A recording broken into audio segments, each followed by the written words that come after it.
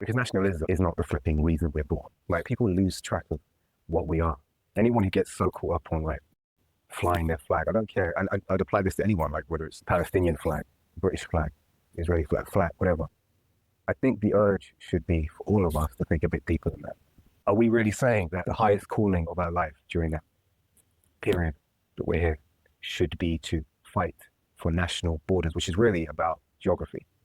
This is what we did in our tribes, back in the day. It's important, yes, but I don't think it's your highest calling. It's hard to transcend the border, kind of the national border thing. But Why?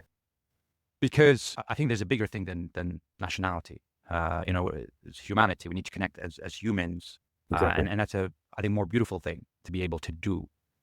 But at the same time, people need a sense of belonging and a community that they can share a lot with, and they can't share everything with everyone around the world. No, There's just major differences about what is a great society and what we should be fighting or improving or focusing on as a society.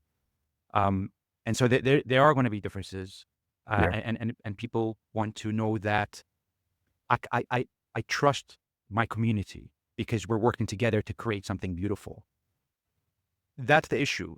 I think for some people is that they're asking, do I trust my community? And slowly, the answer is becoming more no than yes, because they see a lot of trust in what sense?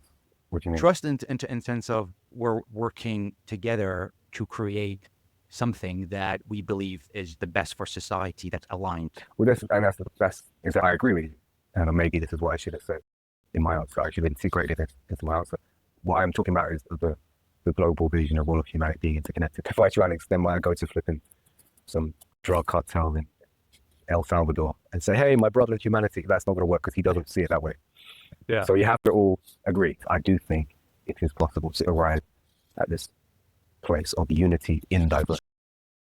Unity doesn't mean uniformity. Yeah. There will be diverse cultures, but we all ascribe to the same shared values. That is possible. In fact, on a broader level, it's already happened. There's so many examples of it all around.